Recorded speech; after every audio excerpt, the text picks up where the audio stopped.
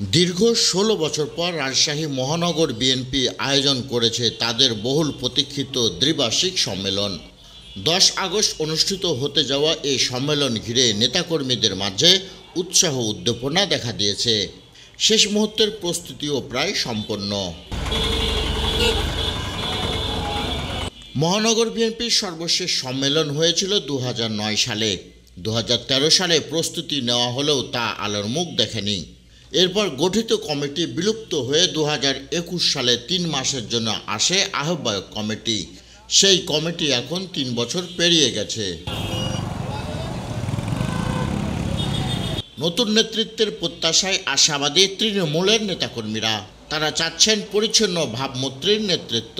প্রবীণ নেতা যদি আপনি কন্টিনিউয়াসলি এটা চাইতেই থাকেন, তাহলে তো জুনিয়রেরা আসতে পারবে না, তাদেরকে স্পেস করে দিতে হবে।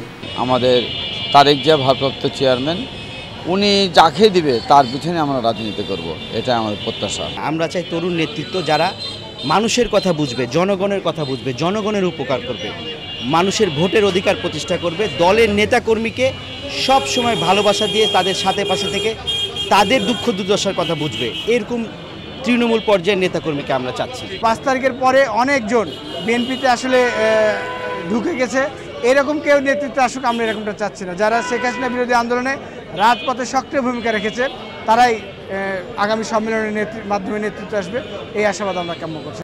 ৬১ সদস্যের মহানগর আহ্বায়ক কমিটি সহ ৭টি থানা ও ৩৭টি ওয়ার্ড থেকে প্রায় ৭০০ জন কাউন্সিলর সম্মেলনেও অংশ নিচ্ছেন। তারা প্রত্যক্ষ ভোটে নতুন নেতৃত্ব বেছে নেবেন, এমনটাই প্রত্যাশা তৃণমূলের নেতাকর্মীদের। এখন পর্যন্ত সম্মেলনের পরে যে কাউন্সিলের কথা শুনছি আমরা, সে কাউন্সিলে কিন্তু তফসিল ঘোষণা হয়নি। এমনকি যে 7টি থানার কমিটি করেছে তার মধ্যে 2টি থানা বন্ধ রেখেছে, এবং 2টি থানা কেন বন্ধ রেখেছে সেটা এখন পর্যন্ত আমরা জানতে পারিনি। 5টি থানা নিয়ে যে কাউন্সিল সম্পন্ন করবে, সেই 5টি থানার মধ্যে 5টি থানা এখন পর্যন্ত অনুমোদন হয়নি। কাউন্সিলর কারা, ভোট কারা দিবে, কারা ভোটার, এগুলো এখন পর্যন্ত কিন্তু তৈরি হয়নি। পার্টির ভারপ্রাপ্ত চেয়ারম্যান তারেক রহমান তিনি ইতিমধ্যেই গণতন্ত্রকামী মানুষের এবং ভোটার মাধ্যম দিয়ে কাউন্সিল বিভিন্ন জেলায় অনুষ্ঠিত হচ্ছে।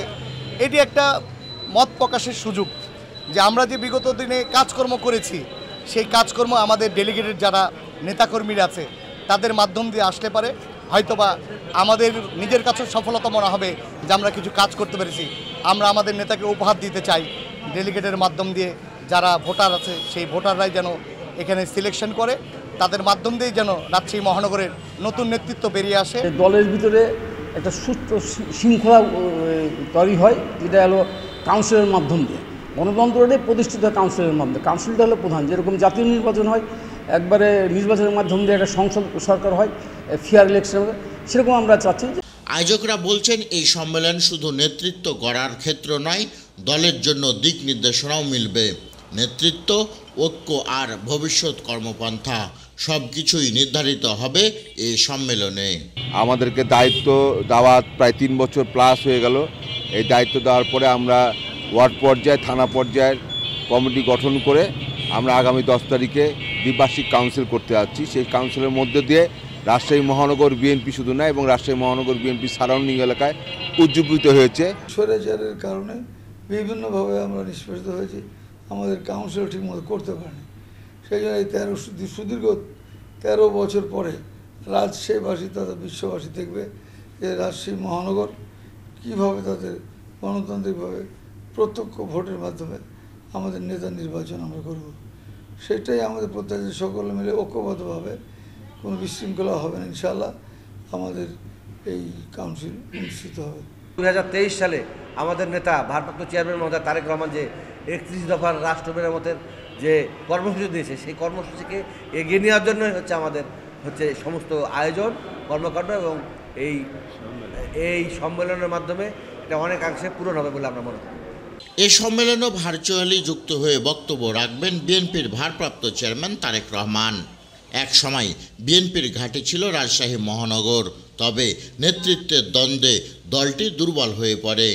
এবারের সম্মেলন ঘিরে নেতাকর্মীরা আশাবাদী ফিরবে সেই পুরনো শক্তি ও ঐক্য।